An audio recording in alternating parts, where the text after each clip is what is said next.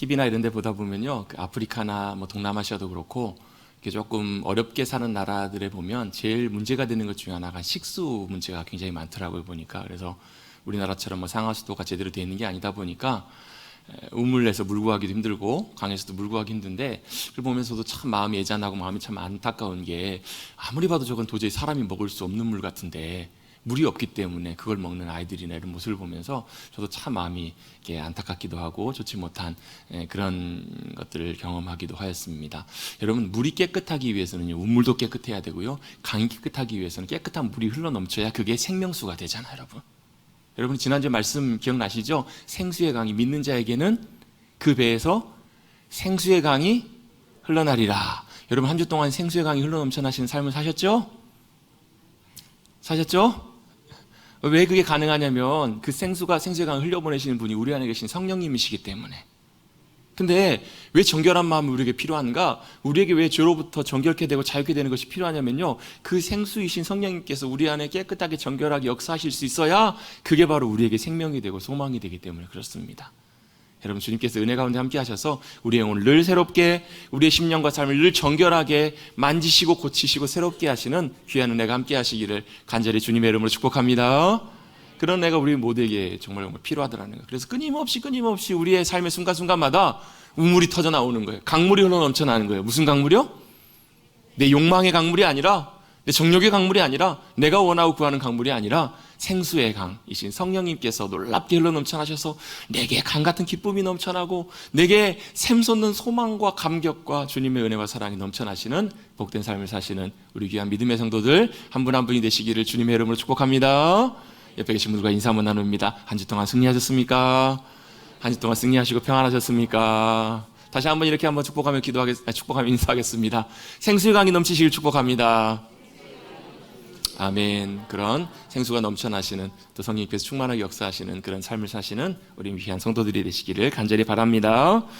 오늘 우리가 요한복음 7장 1절부터 말씀을 가지고 하나님의 말씀을 함께 좀 나누려고 합니다. 우리 지난주에 오순절 성령 강림주의를 지내면서 원래 이제 순서대로라면 7장 1절부터 순서를 따라가야 되는데, 성령님에 대해서 조금 그 말씀을 좀 나누다 보니까 좀 중간 부분 뒤에 39절부터 말씀을 나눴는데요, 다시 돌아와서 1절부터 말씀을 좀 나누려고 합니다. 여러분, 사람의 본성 가운데 사람의 본성이 여러 가지가 있죠. 사람의 본성적인 욕구, 필요한 것들이 있는데 어떤 욕구들이 있나요? 식욕, 그렇죠? 먹고자 하는 욕구, 또 수면욕, 또 뭐 잠자고자 하는 욕구, 또 여러 가지 많은 욕구들이 있는데요, 그 욕구들 중에서 또 굉장히 의미 있고 중요한 욕구 중에 하나가 뭐냐면 인정받고자 하는 욕구가 아닌가 싶습니다. 인정받고자 하는 욕구. 이게 왜 인정받고자 하는 욕구도 인간의 본성적인 욕구일까? 왜 그렇게 얘기할 수 있냐면 이유가 있는데, 그게 바로 뭐냐면 이 인정받고자 하는 마음, 이게 동기가 어디서부터 오는 거냐면 사랑받고 존중이 여기는 그 마음, 그러니까 사랑과 연결되어 있는 욕구이기 때문에 이게 생각보다 굉장히 중요하고 많이 연결되어 있는 부분이라는 거예요. 그럼 제가 종종 자주 강조하는 것처럼 우리가 인간이 죄를 짓고 죄인이 되고 타락하면서 우리 가운데 실존적으로 찾아온 결정적인 중요한 문제가 하나 있다고. 그게 바로 뭐냐면 같이 한번 해보겠습니다. 결핍이라는 거예요. 결핍. 생명이 결핍하기 때문에 죽는 거고요, 건강이 결핍하기 때문에 아픈 거고요. 여러분, 우리에게 늘 항상 부족해요. 항상 필요한 것들이 있어요. 왜요? 그 이전에는, 인간이 타락하기 전에는 하나님과 늘 함께 거하고 하나님과 연결되어 있을 때는 부족함이 없었어요. 그걸 어떻게 아는가? 그걸 경험해 본 분들이 이렇게 고백해요. 다윗과 같은 사람이 이렇게 고백하잖아요. 여호와는 나의 목자시니 내게 부족함이 없습니다 라고 고백해요. 왜요? 하나님과 관계가 다시 회복하고 하나님과 관계에 연결되고 주님 안에 거해 봤더니 부족함이 없더라는 거예요. 그걸 여러분 경험할 수 있게 되기를 바랍니다. 하나님 안에서는 모든 것이 충만해요. 부족함이 없어요. 왜요? 하나님이 부족함이 없으신 분이시기 때문에, 하나님이 전능하신 분이시기 때문에. 문제가 뭐예요? 우리가 하나님과 관계가 소원해지고 끊어지고 멀어지고 관계에 문제가 생기기 시작하면 하나님의 풍성하심이 우리의 삶 가운데 부어지지 못하는 경우들이 있다는 거예요. 그게 바로 그 문제가 바로 뭐냐면 결핍의 문제예요. 그런데 그 결핍 가운데 중요한 결핍 중에 하나가 바로 뭐냐면 사랑 결핍, 애정 결핍이 있기 때문에 그래요. 사랑받지 못하면 우리의 심령과 우리의 삶도 사실 별로 의미가 없는 경우들이 많아요. 아니라고요? 어떤 분들은 나는 사람에게 인정받는 거 별로 관심 없어요. 저는 상관없어요. 그런 분들은 이렇게 한번 생각해 보면 좋습니다. 누군가가 여러분을 무시하고 여러분을 함부로 대하고, 특히 여러분의 자존심을 팍팍 밟고, 여러분의 자존심을 팍팍 긁어가지고 자존심이 팍 상하게 됐을 때 여러분 기분 좋으신 분, 근데 상관없이 누가 나한테 뭐라 그래도 자존심 상관없이 그래도 기분 난 괜찮아요, 아무렇지도 않아요, 이렇게 하신 분은 계시나요? 계신지 모르겠지만 대부분의 경우에는 그럴 때 어떻게 반응하나요? 불쾌해요. 굉장히 기분이 나빠요. 굉장히 좋지 않아요. 누군가가 나를 무시하거나 함부로 대하면 굉장히 연착고 불쾌합니다. 그건 바로 뭐냐면 그게 바로 내게 필요하다라는 거예요. 뭐가요? 사랑의 관심이, 인정이, 그게 다 나에게 필요하다라는 것을 보여주는 반증이라고도 볼 수 있습니다. 여러분, 이 인정이라는 것은 사랑과 존중으로부터 나오기 때문에 그래요. 존재의 가치와 의미를 인정해주고 가치를 부여해주는 것, 이게 바로 인정이에요. 존재를 인정해주는 것. 그래서 여러분 1959년인가에 발표된 유명한 시, 여러분도 다 아는 시예요. 김춘수 시인의 시 있죠? 무슨 시예요? 내가 이름을 불러주었을 때 그 이전까지는 의미가 없었는데 그 존재를 인정해주고 이름을 불러주고 의미가 부여가 되었을 때 나에게 와가지고 꽃이 됐다라는 거예요. 그러면서 나도 누군가에게 그런 꽃과 같은 의미 있는 존재가 되고 싶다. 굉장히 시적이고 굉장히 참 오묘한, 참 놀라운 시의 고백이잖아요, 여러분. 마찬가지 여러분, 사람은 누군가로부터 이 가치의 존재를 인정받고 누군가 나를 존중히 여겨주고 누군가가 나를 사랑으로 대우해 준다면 기분이 참 좋아요. 힘이 나요. 참 좋아요. 그래서 여러분, 이 인정이라는 것이 적극적으로 표현되는 게 바로 뭐냐면 칭찬이에요. 칭찬 하나가. 그래서 여러분, 칭찬은 자동으로 나오시잖아요. 언급도 안 드려도. 실제로 여러분 고래 춤추는 거 보셨어요? 수족관에 가셔가지고 고래를 향해서 한번 칭찬해 보십시다. 고래가 진짜 춤추는지 안 추는지 확인해 봐야 될 거 아니에요, 여러분. 그 정도로 여러분 칭찬이 중요한 의미를 갖고 있다, 이런 걸 표현하고 싶었겠죠. 아이들도 보면요, 때때로 훈계하거나 꾸짖거나 이렇게 하도록 조정하고 혼내는 것보다 어떨 때는 칭찬하고 격려하고 또 배려해주고 이렇게 힘을 북돋아주는 걸 통해서 아이의 행동과 모습들이 변화되는 경우들도 참 많이 봐요. 그게 어떻게 보면 칭찬, 인정, 존중이 우리에게 가져다주는 참 큰 의미이기도 하고 효과이기도 하더라는 거예요. 그런데 여기서 중요한 것이 하나 있습니다. 우리는 사람의 인정과 칭찬을 구하고 살아가는 존재들이 아니라 하나님의 인정과 하나님의 격려와 위로를 받아 누리며 살아가는 존재들이라는 거예요. 이게 굉장히 중요한 부분입니다. 사람이 해주는 칭찬과 격려도 우리에게 참 큰 힘이 될 수 있지만 그게 아니라, 그게 본질적으로 중요한 것이 아니라 하나님께서 우리를 인정해 주시는 것, 하나님이 우리를 보면서 기뻐하시고 우리를 위로하시고 격려하시는 것, 그것이 여러분 우리에게 큰 위로가 되고 힘이 되고 그것이 진짜라는 거예요. 여러분, 그런 하나님의 위로와 인정, 격려 가운데 거하시는 우리 모든 성도들이 되시기를 간절히 바랍니다. 근데요, 성경을 읽다 보면 특별히 이제 예수님의 삶과 사역을 기록한 사복음서를 읽다 보면 조금 그 모습들과 좀 반대되는 모습들이 좀 많이 보이기도 해요. 자, 무슨 얘기를 하는 거냐면, 예수님께서 이 땅에 오셔서 공생의 사역을 감당하실 때 사람들에게 진리의 말씀을 선포하시고 놀라운 주님의 일을 이루실 때 사람들이 많이 환영하고 환대하기도 했지만 또 반대로 가시는 곳마다 예수님을 반대하고 적대적인 위치를 취하고 심지어는 어떻게 해요? 대적하고 예수님을 죽이려고 했던 많은 사람들이 있었던 것을 보게 돼요. 그래서 어떤 분들은 예수님이 피스메이커로 이 땅에 오셨지만 가시는 곳마다 거의 예외 없이 항상 뭐가 생겼어요? 트러블이 생긴 거예요. 트러블. 가시는 곳마다 문제가 생기고 가시는 곳마다 갈등이 생겨요. 그걸 어떻게 할 수 있는가? 오늘 1절 말씀에도 이렇게 말씀합니다. 그 후에 예수께서 갈릴리로 다니시고 유대에서 다니려 아니하심은, 자, 이 말씀의 배경은요 6장 배경이에요. 6장이 언제냐면 6월절에 예수님께서 놀라운 기적을 베푸시고 또 6월절의 의미들을 가르쳐 주시고 많은 이들에게 놀라운 주님의 역사하심과 진리를 선포하신 다음에, 그 다음에 사람들이 환영하고 환대하고 기뻐하고 예수님의 인기가 막 하늘로서 치솟을 것 같은데 오히려 어땠다라는 거예요. 사람들이 어땠다고요? 예수님이 갈릴리로 다니시고 유대로 못 다니셨어요.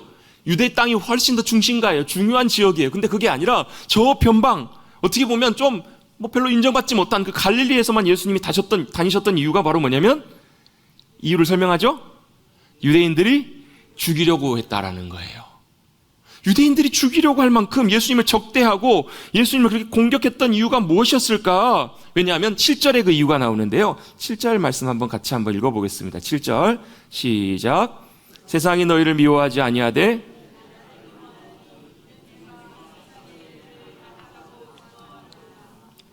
아멘. 자, 그 이유를 예수님께 설명해 주십니다. 내가 세상의 일들을 악하다고 증언했기 때문이다 라는 거예요. 즉 예수님께서 때때로 어떤 이에게는 정말로 위로가 필요한 이에게는 위로하시고 격려가 필요한 이에게는 격려하셨지만 또 때때로 어떤 이들에게는 강하게 책망하시고 꾸짖기도 하셨어요. 심지어 독서를 내뿜으시면서까지 그들을 책망하시고 꾸짖으셨던 장면들이 여러 군데가 나와요. 왜 그랬을까요? 그것이 진짜 필요했기 때문에. 마음이 굳어버리고 그걸 보지 못하는 이들에게 그러한 충격요법이 그들에게 필요했기 때문에 주님께서 그렇게 강력하게 말씀하신 거예요. 사람들이 그걸 얘기를 들으면 참 기분이 좋았겠죠. 여러분, 누가 여러분 꾸짖고 책망하면 기분 좋으시죠, 여러분? 그 이상한 겁니다, 그거. 대부분의 경우 보면 어때요? 사실 기분이 좋지 않아요. 썩 좋지 않아요. 왜 기분이 좋지 않을까? 물론 칭찬 들으면 좋지만 책망 들으면 기분 나쁘니까 그렇기도 하지만요, 그 결정적인 이유를 쭉 찾아가다 보면 뭐가 있냐면 내 안에 주님이 말씀하시는 것과 그것과 다른 것들이 내 안에 있는 거예요. 다르기 때문에 그래요. 주님의 일과 주님 말씀하신 거 하시는 일들이 내가 생각하는 것, 내가 원하는 그 기준과 다르기 때문에 그래요. 이것이 여러분 굉장히 중요한 부분입니다. 왜 이게 굉장히 중요한 부분이냐면요, 우리는 우리 사람 나름대로 다 각자 뭘 갖고 있냐면 옳고 그름에 대한 기준을 다 가지고 있어요. 사람마다 다 자기 자신의 기준들이 있어요. 그걸 뭐라고도 표현하냐면 가치관이라고도 표현합니다. 내가 옳게 생각하는 것들이 있어요. 여러분, 세상 살아갈 때 여러분 모든 것을 보고 판단할 때 그 근거와 기준이 바로 뭐냐면 그게 바로 그 사람의 가치관이고 기준이에요. 그런데 이게요, 어떻게 작동을 하냐면 거의 대부분의 경우에 많은 사람들이 어떻게 작동하냐면 자기가 그 기준이 되는 경우들이 참 많아요. 자기가 볼 때, 자기가 원할 때, 내가 무엇이 옳은가, 무엇이 그런가를 어떻게 판단하냐면 내가 볼 때 옳은가, 또 나한테 이익이 되는가, 또 내게 도움이 되는가, 또 내게 그게 중요한가 아닌가, 그게 바로 옳고 그름을 판단하는 기준이 되는 경우들이 참 많다라는 거예요. 그러니까 이게 자기 기준이 되기 때문에 자기 기준이 다 있어요. 옳고 그름을 판단하는 기준이 있는데 안타깝게도 이게 뭐와 연결되기 때문에 중요하냐면 이게 선악과 사건과 연결되기 때문에 굉장히 중요한 부분이에요. 선악과를 따먹은 게 열매 하나 따먹은 게 뭐가 문제냐 싶겠지만요, 그게 아니에요. 여러분, 선악과 사건이 굉장히 중요한 이유는 바로 뭐냐면 이게 성경을 관통하는 죄의 문제와도 직결되기 때문에 중요해요. 죄가 뭐가 죄인가? 바로 그것을 내가 판단하고 결정하고 내 입장대로 내 마음대로 하는 것이 죄예요. 여러분 그런 분 혹시 만나보신 적 있으세요? 얘기하는데요, 오롯이 자기 얘기만 해요. 자기 기준으로만 판단하고 모든 것을 자기 생각만 하고 자기 목적과 자기 이익만 위해서 모든 것을 판단하고 생각하고 행동해요. 여러분 이런 사람들 대하시면 어떠세요? 참 쉽지가 않죠? 그렇죠? 근데 여러분 그런 태도와 자세들이 우리 모두에게 다 있다라는 거예요. 왜요? 이게 죄의 본성이기 때문에 그래요. 죄인된 본성이 이것이 다 있기 때문에 그래요. 그래서 여러분 이것이 부딪히거나 충돌이 되면 불편해요. 쉽지 않아요. 근데 여러분 우리가 믿음으로 살아간다는 것은 무슨 말이냐면 우리가 신앙생활한다는 말은요, 이 자기 기준의 가치관이 뭘로 바뀌는 거냐면 하나님의 가치관과 기준으로 바뀌는 거예요. 이게 뭘로 바뀌는 거냐면 자기 생각과 판단의 기준이 아니라 성경적인 가치관으로 바뀌는 것, 이게 바로 믿음 생활하는 거라는 얘기예요. 이게 바뀌지 않으면 겉으로는 잘할지 몰라요. 겉으로는 바뀔지 몰라요. 근데 여러분 속은 여전히 남아있어요. 심지어 때때로 어떨 때 보면 주님이 뭔가를 말씀하시고 요구하실 때 우리에게 그 부분들을 비추실 때 불쑥 올라와요. 불쾌해요. 부딪혀요. 그래서 여러분 우리가 믿음으로 주님을 따라가기 위해서는 이 부분들이 굉장히 중요한 거예요. 여러분 믿음으로 승리하며 살아가는 삶, 하나님의 역사심을 더욱더 귀하게 경험하고 살아가는 삶은 이게 되어야 가능하더라는 게, 뭐가 되어야 되는가? 이게 맞아가야 된다는 거예요. 예를 들면 성경에서 말씀하고 있는 겸손함이라는 의미가 어떤 의미가 포함되어 있냐면 내가 옳다라는 자리에서 물러나는 것이 겸손함이에요. 내가 옳다, 내가 이것이 분명하다라는 그 자리에서 한 발 물러나는 거예요. 그러면서 뭐라고 고백하는 거냐면 주님이 옳으십니다. 하나님의 인도하심이 옳으십니다. 주님의 말씀과 기준이 옳습니다라고 여러분 겸손하게 그 앞에서 인정할 수 있는 거, 그게 바로 진짜 겸손함의 중요한 의미라는 거예요. 여러분 겸손하십시다. 여러분 겸손한 자가 복됩니다. 주님께서 겸손한 자를 사랑하신다고 말씀하셨거든요. 왜? 이게 되어야 맞아떨어지기 때문에 그래요. 조금 더 설명을 한 번 더 드리려고 합니다. 어떻게 설명을 드릴 거냐면 우리가 보통 말씀에 순종한다라는 말을 잘 씁니다. 여러분 말씀에 순종하고 계시죠? 여러분 말씀에 순종한다라는 의미가 무슨 말이냐면 그냥 단순히 그냥 그대로 행동합니다, 따라갑니다, 이거 그렇게 하고 싶습니다, 이런 차원에서 끝나는 것이 아니라 내가 옳다라고 생각하고 원하는 대로, 내가 또 원하고 바라는 대로, 내게 이익이 되는 대로 살지 않고 어떻게 사는 거냐면 주님이 옳으시다고 하는 것을 내가 받아들이고 인정하는 거예요. 또 믿고 그대로 하겠습니다, 이런 의미라는 거예요. 그래서 여러분 그렇게 믿음으로 순종하는 삶, 말씀에 순종하는 삶이 되면 뭐가 되냐면요, 내 삶이 되는 것이 아니라 내가 살아가지만 실제로는 어떻게 해요? 나와 함께 하시는 하나님의 역사하심과 하나님이 인도하시는 하나님의 나라의 백성의 삶이 저와 여러분의 삶 가운데 나타나는 거예요. 여기까지 따라오십니까?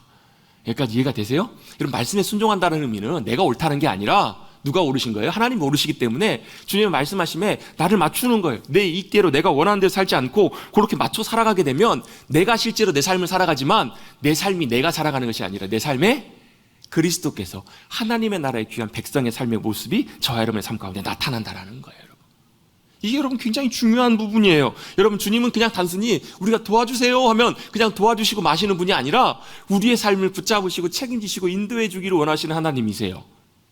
여러분, 이런 믿음의 삶의 조정들이 가능할 때 이게 가능한데요, 이런 거예요. 군대 갈 때, 우리 대안의 권하가 군대 갈 때 요즘은 뭐 18개월이잖아요 18개월 군생활을 위해서 집에 가기 전에 쌀 18개월짜리 싸들고 입으로 다 준비해 가고, 옛날에는 농담으로 그런 얘기 많이 했잖아. 동대문에 가서 총 쏴가지고 가야 된다고. 그렇게 입대하는 군인들이 있나요, 없나요? 없어요. 왜요? 군을 위해서, 나라를 위해서 헌신하고 나라의 충성을 다하기 위해서 입대하는 군인들은 누가 책임져 주는 거예요? 국가가 책임지는 거예요. 나라가 책임지는 것이 당연히 정상이에요. 마찬가지로 우리가 내 삶이 아니라 주님께 맞추고 주님의 나라의 백성의 삶을 살고 주님이 인도하시는 대로 따라가다가 주님의 삶을 살면 누가 책임지시냐면 주님이 책임지시고 책임지시는 거, 그게 당연한 일이라는 거예요, 여러분. 그래서 그 주님의 놀라운 능력과 권세가 나의 힘과 능력과 권세가 되는 거예요. 나는 실패할지 모르지만 누구는 실패하지 않으시냐면 주님은 실패하지 않으세요. 주님은 패배하지 않으시는 분이세요. 왜요? 모든 것을 다 승리하시는 승리의 주님이시니까. 그 삶의 승리가, 주님의 놀라운 능력과 권세가 우리의 삶을 통해서 나타나는 것, 이게 바로 믿음의 삶입니다. 여러분, 골리앗이 누구예요? 골리앗이 골리앗이죠. 골리앗을 누가 쓰러뜨렸나요? 다윗이 쓰러뜨렸어요. 이거 교회 안 다니는 사람들도 다윗과 골리앗의 이야기는 다 알아요. 근데요, 골리앗을 쓰러뜨린 것이 다윗이지만 실제로 골리앗을 쓰러뜨리는 것은 누구냐면 주님의 힘과 능력과 권세잖아요. 골리앗을 다윗이 쓰러뜨렸지만 실제로는 다윗이 아니라 다윗과 함께 하셨던 하나님의 능력과 권세가 그를 쓰러뜨린 거예요. 여러분, 이런 믿음의 삶이 가능하게 될 때 저와 여러분의 삶을 통해서 여리고성이 무너지게 되고요, 다니엘이 사자굴에 던져졌지만 사자가 꼼짝 못한 것은 다니엘이 대단해서가 아니라 다니엘을 통해서 역사하시고 함께 하셨던 주님이 위대하시고 대단하시기 때문에 사자가 꼼짝 못하는 거잖아요. 이런 믿음의 삶이 가능하다라는 거예요. 여러분, 내 생각, 내 뜻, 내 가치관, 그 기준을 그대로 가지고 있으면 주님과 동행하는 것이 쉽지가 않아요. 부담스러워요. 진전이 되지 않아요. 영적인 성장과 성숙이 이루어지지 않아요. 그러나 내 뜻과 내 기준이 아니라 주님의 뜻과 기준을 내가 분별하고 깨닫고 거기에 맞춰지기 시작하면 어떤 일이 벌어지냐면요, 이게 가능해집니다. 주님과 뭐가 가능해지냐면, 같이 한번 해보겠습니다. 고백해 보겠습니다. 한번 얘기해 볼게요. 동지가 가능하다라는 거예요. 동지 섣달, 새알죽 먹는 그게 생각이 나는 게 아니라, 동지가 뭐예요? 같을 동? 뜻지. 동지가 되는 거예요, 여러분. 마음이 같아지고 뜻이 같아지고 기준이 같아지기 시작하면 동지가 돼요. 여러분, 하나님께서 저와 여러분을 동지로 삼기 원하십니다. 옆에 계신 분들과 인사 한번 나누겠습니다. 주님의 동지가 됩시다. 주님의 동지가 됩시다. 동지하면 좀 표현이 좀 이상하죠. 동무 막 이래가지고 그런 표현이 좀 느낀 어감이 나는데, 그런 의미가 아니라 동지예요. 뜻이 같아지는 거예요. 마음이 같아지는 거예요. 뜻이 같아져야 여러분 동지가 돼야 그 다음에 뭐가 되는 줄 아세요? 같이 한번 해보겠습니다. 동행. 여러분, 동지가 돼야 그 다음에 동행이 돼요, 여러분. 여러분, 하나님과 동지, 마음이 같아지고 뜻이 같아지고 기준이 같아져야, 가치관과 보는 것들이 같아져야 주님과 동행하는 것들이 가능해요. 여러분, 주님과 동행하고 계십니까? 주님과 동행하십시다. 주님과 동행하는 삶이 이루어져야, 여러분, 그것이 가능해야 여러분 우리의 삶에 주님의 풍성한 삶이 저와 여러분의 삶 가운데 나타나는 거예요. 여러분, 동지가 돼야 동행이 되고요, 동행이 돼야 그 다음에 뭐가 되냐면요, 다시 한번 저를 따라서 해볼게요. 동역이 된다는 거예요. 동역. 여러분, 성경에서 말씀하고 있는 동역은요, 우리 생각하는 동업의 개념하고는 좀 달라요. 동업은 뭐예요? 같이 돈도 투자를 하고 같이 노력해서 일을 만들어가는 거예요. 그런데 하나님과 동역하는 것은요, 실제로 내가 주님과 같이 일하는 것처럼 보이지만 누가 일하시는 거냐면 주님이 일하시는 거예요. 자, 홍해를 누가 갈랐나요? 바다를 쫙 가르고 그 가운데 길을 내신 분이 누구세요, 여러분? 제가 아니고요, 모세가 아니고 누구세요? 하나님이 바다를 가르시고 길을 내시잖아요. 그런데 거기에 누가 동역했어요? 모세가 동역한 거예요. 모세는 동역했지만 모세의 능력이 거기에 들어갔어요, 안 들어갔어요? 모세가 손을 높이 들었다고 바다가 갈라졌을까요? 모세가 바다를 향해서 지팡이를 힘차게 외쳤다고 들었다고 바다가 갈라진 것은 아닌 거예요. 여러분, 주님과 동역하는 사람은요, 그 사람의 힘과 능력과 지혜로 일하는 것이 아니라 하나님의 능력과 지혜와 힘과 역사하심들이 나타나는 게 동역이에요. 여러분, 우리 며칠 전쯤에 우리 큐티 본문에 보면, 사무엘상 말씀에 보면 요나단이 블레셋 진영에 하나님의 인도하심을 따라서 따라가 들어가요. 그래서 거기서 처음에 20명을 죽여요. 그랬더니 어떤 일이 벌어지냐면요, 그 막강한 블레셋 군대가 흔들리고 무너지기 시작해요. 그 누가 역사하신 거예요? 하나님께서 역사하신 거예요. 누가 승리해요? 이스라엘이 놀랍게 기적적인 승리를 맛보게 되잖아요.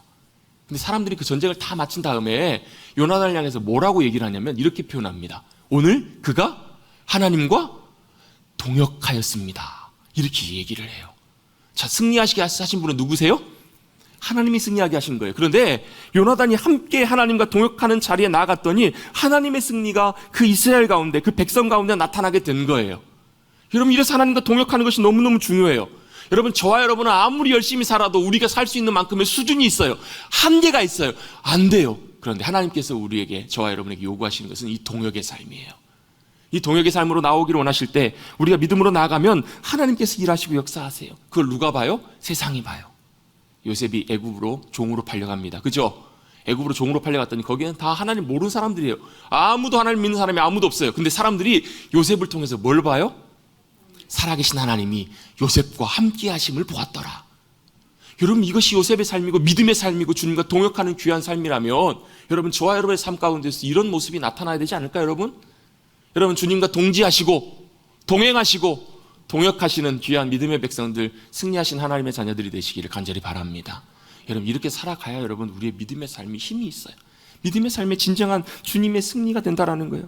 그래서 여러분, 우리가 이 삶을 살아가기 위해서 중요한 것이 맞춰야 돼요. 여러분, 우리가 하나님의 말씀을 들을 때, 하나님의 말씀을 읽고 묵상할 때요, 어떤 말씀은 때때로 우리에게 큰 위로가 되고 힘이 되는 경우가 있어요. 그렇죠? 그 말씀이 들으면 참 좋아요. 여러분, 그럴 땐 감사하십시오. 그런데요, 때때로 하나님의 말씀을 읽고 들을 때, 또 묵상할 때요, 불편할 때가 있어요. 쉽지 않을 때가 있어요. 또 듣기 싫을 때가 있어요. 참 마음이 불쾌하고 속이 뒤집어질 때가 있어요. 그럴 때는요, 뭔지 아세요? 그 말씀이 지금 내게 필요한 거예요. 내게 중요한 경우가 많아요.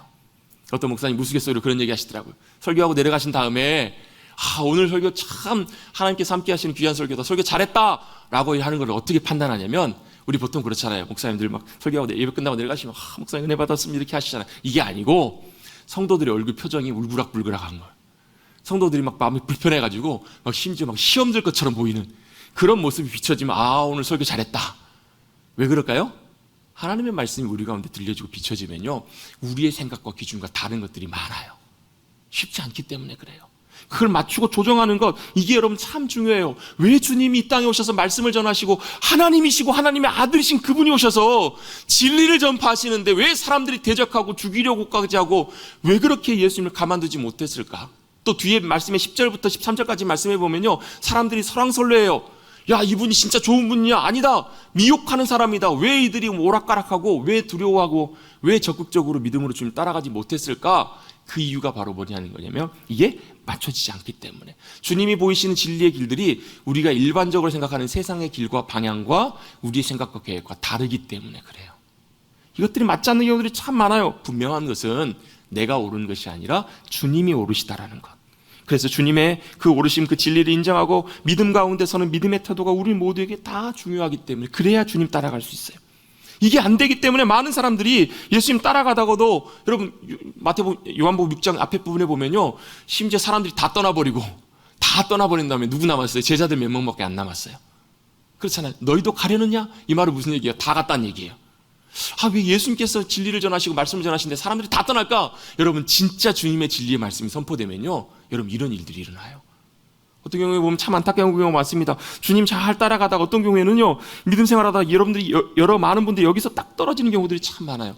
내 기준이 확고할수록, 내 스탠스와 내 이게 분명할수록, 더 강할수록 이런 경우들이 참 많다라는 거예요. 여러분, 이 기준들이, 이 우리의 가치관과 생각과 마음과 뜻들이 여러분 주님께로 맞춰지고, 여러분 주님의 은혜 가운데 믿음으로 순종하며 살아가실 수 있는 저와 여러분의 복된 삶이 되시기를 주님의 이름으로 축복합니다. 이게 가능한 것이 바로 믿음이고 순종이고 헌신이에요. 여러분 때때로 여러분 참 쉽진 않아요. 그게 그 주님의 은혜와 도우심을 참 구해야 될 필요가 많아요. 왜? 우리의 의지가 강하고 우리의 욕심과 우리의 의도가 훨씬 강하기 때문에. 그런데 우리가 주님을 신뢰함 가운데 주님의 도우심과 은혜를 구하고 주님께 맞춰가기를 우리가 믿음으로 결단하고 나아가면 주님이 도우실 뿐만 아니라 그 삶을 통해서 하나님의 나라, 천국을 맛보며 저와 여러분의 삶에 하나님의 나라가 임하는 놀라운 역사를 경험하게 될 줄로 믿습니다. 예수님께서는 이걸 보여주시기 위해서 오셨어요. 또 이렇게 사셨던 분이세요. 왜요? 이걸 가능하기 위해서 주님께서 하셨던 일이 있는데 그건 바로 뭐냐면 사람들의 인기나 관심이나 사람들의 평판에 전혀 요동치 않으셨다라는 거예요. 여러분 예수님은요 사람들이 뭐라고 하는 것, 사람들이 예수님을 막 칭찬할 때도 전혀 반응치 않으시고요, 사람들이 예수님을 비판하고 비난하고 정죄하고 공격하려고 할 때도 전혀 거기에 요동치 않으셨던 분이세요. 왜요? 예수님은 오로지 하나님의 인정과 하나님의 평가와 하나님의 마음에만 관심을 두셨던 분이시기 때문에 그래요. 자, 예수님의 형제들이 있었어요. 예수님이 성령님을 통해서 놀랍게 잉태하시고 그 다음에 자연적으로 아버지 어머니 마리아와 요셉을 통해서 태어난 예수님의 동생들이 있었어요. 그래서 동생들이 예수님께 뭐라고 이렇게 얘기하냐면 오늘 본문에 보시면 3절 4절에 보시면 이렇게 얘기합니다. 형제들이 예수께 이르되 당신이 행하는 일을 제자들도 보게 여기를 떠나서 유대로 가소서 스스로 나타내기를 구하면서 뭐라고 묻혀서 일하는 사람이 없나니? 뭐라고요? 자신을 세상에 나타내라는 거예요. 아 형님, 아니 형님의 뜻을 이루려면 중앙 무대로 진출하셔야 되죠. 아 큰 물에 가셔야죠. 아 지금이 절호의 기회입니다. 수장절 초막절에 사람들이 예루살렘으로 다 모일 텐데 수많은 사람들이 모였을 때 거기서 형님의 뜻을 펼치십시오. 거기서 형님이 막 기적을 일으켜보세요. 거기서 진리를 선포해보세요. 그러면 사람들이 얼마나 환호하고 형님을 더 따르지 않겠어요? 이런 얘기를 하는 거잖아요. 지금 보면 맞죠? 이렇게 얘기하고 있는 거예요. 많은 사람들이 형님을 인식하고 인지하고 인기 있게 따라오지 않겠어요? 그러면 형님의 뜻이 높아지고 잘 이루어질 거 아니에요? 이렇게 지금 형제들이 이렇게 얘기하고 있는 거예요. 그런데 이 말이 맞는 말 같지만 실제로는 조금 예수님을 약간 비꼬는 듯한 그런 표현이에요. 아니 형님 진짜 맞다면 왜 여기서 이러고 계시냐는 거예요. 왜냐하면 그 5절에 보시면 이는 형제들까지도 예수를 믿지 아니했겠다 이렇게 표현하고 있어요. 예수님을 안 믿은 거예요. 예수님이 하나님의 아들이심을 그도 그럴 만한 것이 똑같이 어렸을 때부터 자라온 거 아니에요. 보면서 자라온 거 아니에요. 그러다 갑자기 그 형님이 갑자기 어느 순간에 뭐 세례를 받으시더니 나오더니 뭐라 그래요? 내가 하나님의 아들이다. 나 하늘로부터 주님께서 보내신 자다. 내게 생명이 있다. 내가 세상에 빛을 주려고 너희 가운데 왔다. 내 살과 피를 먹어야 너희가 산다. 이런 말씀을 하시니까 형제들이 어떻겠어요 여러분? 우와 이랬겠어요? 무슨 말도 안 되는 소리, 형님이 좀 이상한 거 아니야? 이렇게 분명히 반응할 수 있겠죠. 물론 이 형제들 가운데서 나중에 이제 예수님께서 십자가에 죽으시고 부활하신 다음에 주님의 영광을 보고 주님을 실제로 보게 되었을 때 믿고 따르는, 그래서 이제 야고보서를 기록한 저자 야고보가 예수님의 동생 야고보거든요. 이런 일이 일어나게 되지만 그 당시에는 그랬다라는 거예요. 왜요? 하려면 세상 사람들 방법처럼 형님이 또 높아지고 인정받아야 되는 거 아니에요? 사람들이 만족하고 기뻐하면 더 큰 뜻을 이룰 텐데 왜 이러고 계시냐고. 근데 예수님께서 전혀 거기에 반응하지 않으시고 뭐라고 말씀하시냐면 내 때가 아직 이르지 아니었다 말씀하세요. 물론 이때는 예수님께서 십자가에 돌아가시고 부활하신 부활의 영광의 때를 말씀하시기도 해요. 그런데 이 예수님의 의도 안에 담겨 있는 것이 무엇인가? 우리의 생각하는 때하고 세상의 생각하는 때와 방향과 방법이 하나님의 때와 방법과는 다르다라는 것을 주님께서 보여주시는 거예요. 조금 더 확대해서 의미들을 설명해 보면요, 예수님께서는 이 사람들이 인정받는 방법, 사람들이 생각하는 그 방법과 상관없이 예수님은 뭐 하시겠다라는 거예요? 주님의 길을 가시겠다라는 거예요. 마이웨이, 이건 내 고집의 길이 아니라 아버지의 길을 가시겠다라는 거예요. 오늘 본문은 아니지만 그 뒤에 내용들을 보면 18절에도 말씀해 보면 나는 내 스스로 나의 영광을 위해서 일하는 존재가 아니라 아버지의 영광을 위해서 일하는 존재다라고 말씀하세요. 그러니까 그 모든 초점과 마음이 다 어디에 가 있었냐면 하나님 아버지께로만 가 있었던 분이 바로 주님이시더라는 거예요. 이게 바로 예수님의 삶과 모든 것들을 규정하는 굉장히 중요한 부분이라는 거예요. 예수님께서는 사람들의 인정이나 인기에 관심이 없었어요. 이유는 바로 뭐냐면 사람들이 아니라 하나님께만 인정받고 하나님의 기쁨만이 되기를 원하셨던 분이 주님이시기 때문에 그래요. 아멘. 이것이 여러분 예수님께뿐만 아니라 우리 모두에게도 참 필요해요. 여러분 주님의 인정으로 사는 사람들은요, 사람들이 뭐라고 하는 것보다도 사람들의 평가나 반응보다도 하나님께서 인정해 주시면 그것으로 충분합니다. 이렇게 충분함에 여기며 살아가는 삶이에요. 주님이 신임해 주시고 주님이 인정해 주시면 그것만으로 만족하는 삶이에요. 여러분 이게 왜 중요한 부분인가? 여러분 이게 되지 않으면요, 여러분 사람의 인정과 사람의 평판 가운데 우리 마음이 흔들려요. 안 그럴 것 같은데요, 실제로 나를 인정 안 해주면 마음 상해요.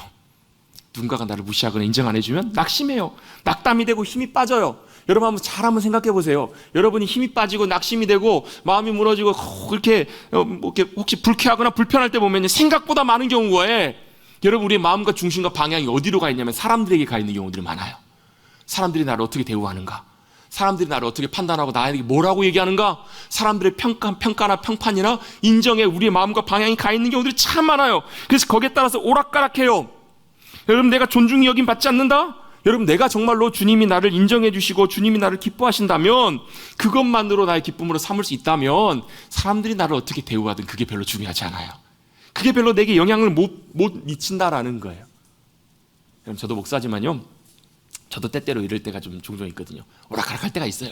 왔다 갔다 할 때가 있어요. 여러분 특별히 여러분 교회를 섬기다 보면 이런 경우가 많거든요. 성도님들 가운데 어려움이 생기거나 어떤 큰 문제가 생기면 그 일이 또 저 목사기 때문에 같이 이렇게 아픔을 나누는, 그 같이 마음으로 같이 이렇게 짐을 지게 되는 그런 경우들이 참 많아요. 근데요, 참 그분에게 있어서는 감사하게 하나님의 은혜 가운데 그 문제가 해결이 되고 나면 그분은 참 괜찮아져요. 자유해져요. 이제 마음의 짐이 놓여져요. 근데 목사는 또 어떻게 되는 줄 아세요? 다른 분이 또 그래요.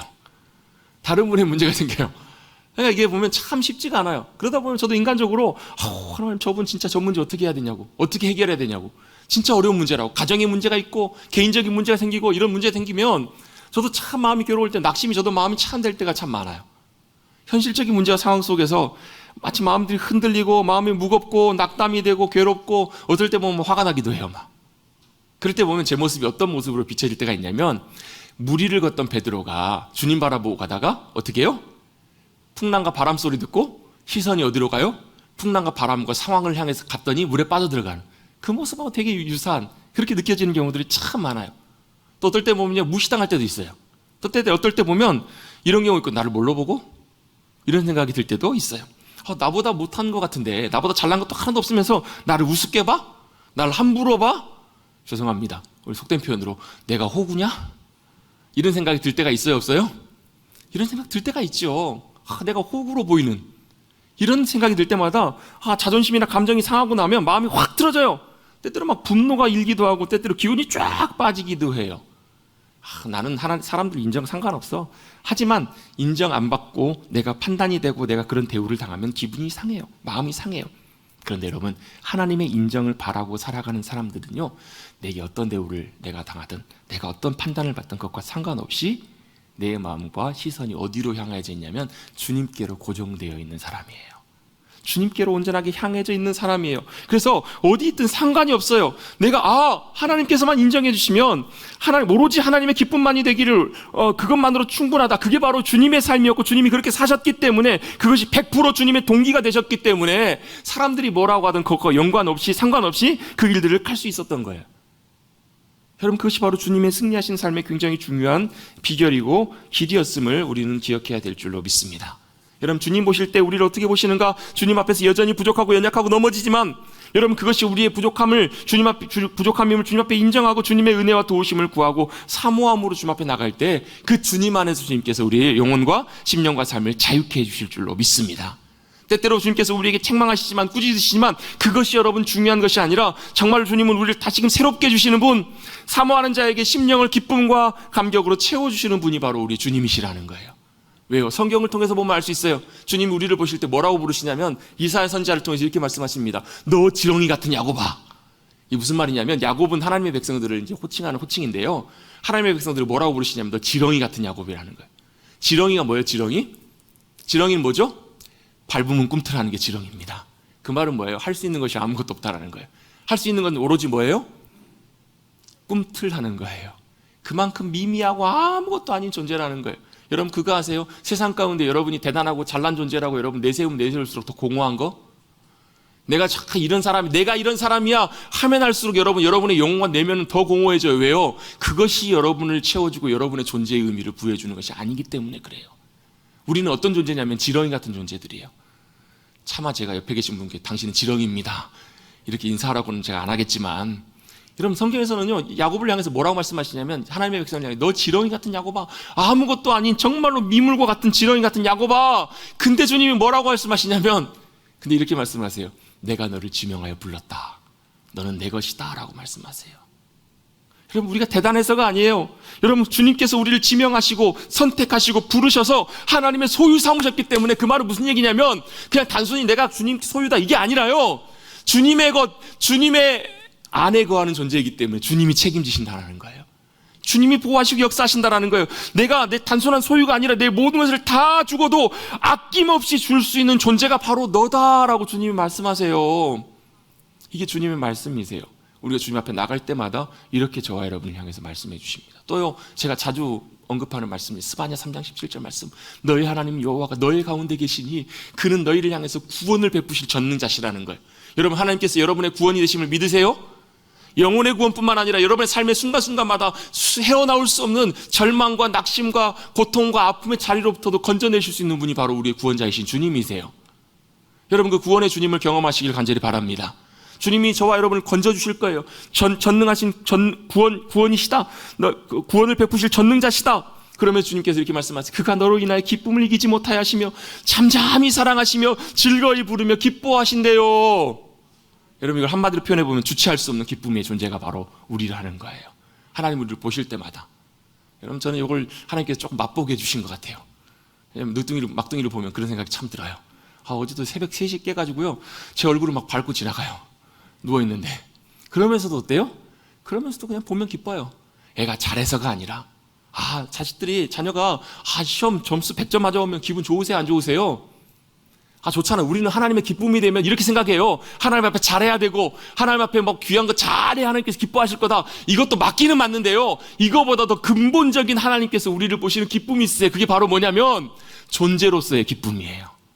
우리가 잘하고 못하고 잘해서 기뻐하시고 못해서 마음 아파하시고 화내시는 것 그 이전에 불가항력적인 하나님의 은혜 사랑이 있어요. 그게 바로 뭐냐면 존재로서 사랑하시는 거예요.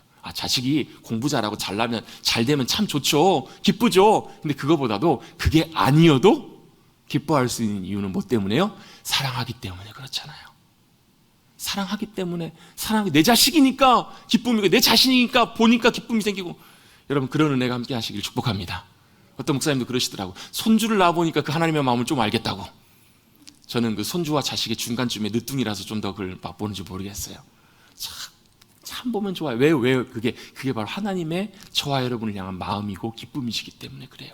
얼마나 기뻐하시는가. 주체할 수 없을 만큼 기뻐하시는 존재가 바로 너다라는 거예요. 그래서 우리가 해야 될 게 뭐예요? 우리의 믿음의 시선을 우리의 마음과 중심을 주님께로 맞추는 것이 중요해요. 제가 참 좋아하는 찬양 중에 하나 시선이라는 찬양이 있어요. 아마 아시는 분은 아실 거예요. 시선이라는 찬양에 보면 이런 가사가 나와요. 내게로부터 눈을 들어 주를 보기 시작할 때 주의 일을 보겠네. 그 말은 무슨 얘기예요? 우리의 일상의 삶은요 항상 우리의 삶에 가 있었다라는 거예요. 여러분 야곱의 삶을 보면 야곱이 하나님께서 그에게 놀라운 약속을 주시잖아요. 베델에서 내가 너와 함께 할 거다. 내가 돌아올 때까지 너와 함께 할 것이고 내게 아버지 이삭과 아브라함에게 주셨던 그 약속을 너에게 다 줄 거다. 그걸 이루실 거다 라고 말씀하셔서 얼마나 힘을 얻고 가요 야곱이. 근데 어때요? 시간이 지나면 지날수록 바쁜 일상 가운데 자신의 현실의 삶 속에서 점점 그 시선이 어디로 가요? 땅으로 가요. 일상으로 가요. 삶으로 가요. 얼마나 치열하게 20년 동안 험난한 일들을 많이 겪어요. 그러다가 결정적으로 정말 어려움을 당하게 되잖아요.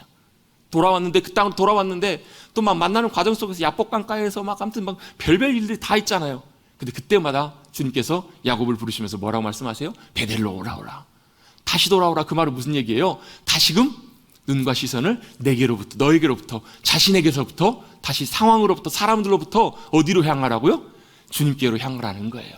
그런 믿음의 고백이에요. 주를 보기 시작할 때 주님의 역사심과 일하심을 보겠네. 나의 작은 마음을 돌이키사 하늘에 꿈꾸게 하시는 것은 바로 뭐냐면 주님을 볼 때 그게 가능하게 하신다라는 거예요. 모든 시선을 주님께 드리고 살아계신 하나님을 느끼기 시작할 때 전능하신 하나님이 함께하고 계심을 우리가 알고 느끼기 시작할 때 내 삶은 주님의 역사가 되고 하나님께서 일하시는 하나님의 나라가 임하는 놀라운 역사를 경험하네. 이런 찬양의 고백이에요.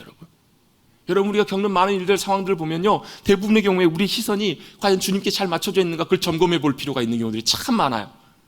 여러분 우리가 주님의 평가, 주님의 인정, 주님의 기쁨만으로 살아간다는 것은 우리의 믿음의 시선을 주님께로 맞추는 것입니다.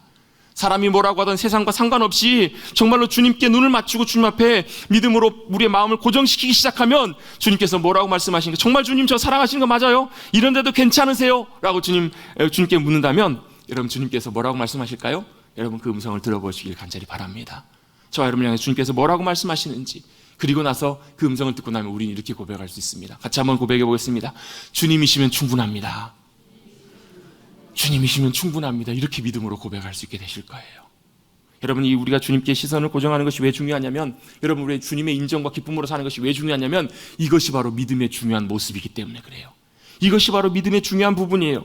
여러분, 우리가 주님을 믿는다라는 것은요, 세상이 나를 인정해 주거나 아니면 세상이 나를 어떻게 보든 그것과 상관없이 그것을 내가 기쁨으로 삼고 그것을 내가 만족하고 의지로 삼는 것이 아니라, 다른 것은 몰라도 하나님께서만이 나를 인정해 주시고 기뻐해 주시면 그것만으로 충분합니다. 그것으로 만족합니다. 그것을 의지하고 서는 것이 바로 뭐냐면 믿음이기 때문에 그래요.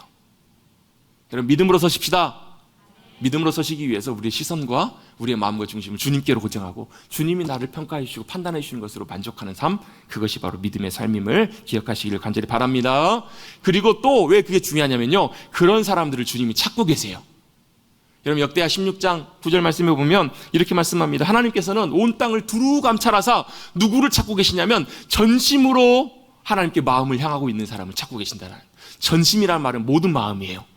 모든 마음과 생각과 모든 것들이 다 주님께로 향하여 있는 자를 찾고 계신다라는 거예요. 이건 여러분 아사 왕에 대한 이야기인데요, 이것도 사실 좀 설명하려면 조금 내용들을 좀 이해할 필요가 있는데, 처음에는 아사 왕도 하나님만 전심으로 의지했던 사람이에요. 적이 쳐들어왔는데 강한 자와 약한 자 사이에서 나를 도와주실 분이 주님밖에 안 계십니다. 주밖에 없습니다. 우리 주밖에 없네 찬양하잖아요. 강한 자와 약한 자 사이에서 주님밖에 없습니다. 사람이 하나님을 이기지 못하게 하소서. 이렇게 전심으로 주님 의지했을 때 하나님께서 놀라운 승리를 주세요. 그런데 시간이 지나고 나서 그가 점점 시선과 마음이 주님께로부터 멀어집니다. 주님과 멀어지기 시작해요. 그래서 사람을 의지하기 시작하고 다른 나라의 도움을 구하기 시작해요. 그때 하나니라고 하는 하나님의 선지자를 주님께서 보내셔서 이 경고의 말씀을 하신 거예요. 왕이 예전에는 주님을 의지해서 전심으로 주님을 찾을 때는 주님의 승리와 보호하심이 함께 하셨는데, 이제는 당신이, 왕이 아버지 하나님을 떠나고 전심으로 주님을 찾지 않았기 때문에 당신은 질 것입니다. 패배할 것입니다. 경고해요. 그러면서 주님께서 누굴 찾으시는가? 전심으로 하나님을 찾고 구하는 이들을 책임지시고 보호하시고 지키신다라는 거예요. 제가 얼마 전에 어떤 분 얘기를 듣는데요, 어떤 분이 며칠 잠깐 집을 비웠더니 텃밭, 집에 있는 텃밭이 막 엉망이 돼가지고 텃밭에 가서 일을 하려고 하는데 갑자기 뭐가 와서 뒤에서 툭 치더라는 거예요. 봤더니 새가, 아주 큰 새는 아닌데 새가 와서 자기를 툭 치고 가더라는 거예요. 그 다음날은요, 머리를 툭 치고 가더라는 거예요. 기분도 나쁘기도 하는데 좀 겁나기도 해가지고 그 다음날은 우산을 쓰고 나가셨대요. 우산을 쓰고 나갔더니 우산을 계속 새가 와가지고 치고 가더라는 거예요. 옆집 아저씨가 와가지고 하신 얘기가, 잠깐 집 비운 사이에 까치가 와가지고 그 집 나무에 둥지를 들고 새끼를 낳았다는 거예요. 그래서 집주인은 누구예요? 자기인데 그 새 입장에서는 지 새와 둥지와 새끼를 보호하기 위해서 이 사람이 뭐가 되는 거예요? 침입자가 되는 거예요. 그래가지고 그 사람을 공격하고 몰아내기 위해서 그렇게 적대적인 행동을 하더라는 거예요. 그걸 보면서 뭘 그분이 느꼈냐면, 저 미물인 새도 새끼를 지키기 위해서 저렇게 목숨을 걸고 그렇게 지키기 위해서 몸부림을 치는데, 하나님 아버지께 사랑하시고 기뻐하시는 심령들은 어찌 전능하신 하나님께, 새는 아무것도 아니지만 전능하신 하나님께서 우리를 어떻게 지키시고 보호하시겠냐는 거예요. 그걸 보면서 하나님의 보호하심과 지키심이 참 감사함으로 와닿더라, 이런 고백을 하시는 걸 제가 들은 적이 있어요. 여러분, 하나님께서는 새와 비교할 수 없는 전능하신 하나님이신 줄로 믿습니다. 전심으로 주님을 향하고 주님께만 모든 초점이 맞춰져 있는 이들을 하나님께서는 지키시고 보호하십니다. 아멘. 그리고 그 주님께 초점을 맞추고 가는 사람들이 끝까지 그 진리의 길, 믿음의 길을 갈 수 있다는 거예요. 주님이 그렇게 가셨기 때문에 흔들리지 않고 그 길을 분명히 주님께서 가실 수 있었던 이유는 바로 주님의 부르심과 소명이 바로 주님께 모든 것을 초점을 맞췄을 때 그게 가능했기 때문에 그렇다는 거예요. 여러분, 우리 일상을 살며 돌아가십니다. 우리 삶의 자리로 돌아가면 여전히 다시금 우리가 맞닥뜨리는 현실과 삶은 똑같을 거예요. 그러나 그때마다 여러분, 사람의 평가와 반응에 여러분 좌지우지되지 마시고 상황과 환경에 우리의 시선을 두시는 것이 아니라 주님께 마음과 시선을 두셔서 주님이 지키시고 보호하시는, 인도하시고 역사하시는 놀라운 승리를 맛보며 살아가시는 하나님의 귀한 믿음의 백성들 우리 모두가 되시기를 간절히 다시 한번 주님의 이름으로 축복합니다. 기도하겠습니다. 하나님 감사합니다.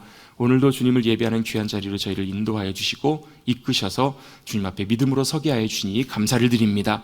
세상에서 우리의 삶의 자리를 살아갈 때마다 늘 우리의 시선과 마음이 세상을 향하고 사람을 향하지만 그때그때마다 세상의 반응과 사람들의 모습 때문에, 사람들의 말과 모든 것들 때문에 우리가 흔들리고 낙심되기도 하고 때때로 분노하기도 하고 절망하기도 하지만 그때그때마다 예수님처럼 그 모든 시선을 하나님 아버지께로 맞추고 하나님께서 나를 인정하시고 어떻게 보시는지 그것만 초점을 맞추고 따라가는 믿음의 백성들 우리 모두가 되게 하여 주시옵소서. 그래서 이 땅에서 하나님의 나라를 맛보며 살아가는 승리하는 우리 모두가 될 수 있도록 주님 은혜를 더하여 주시옵소서. 감사드리며 예수님의 이름으로 기도드리옵나이다. 아멘.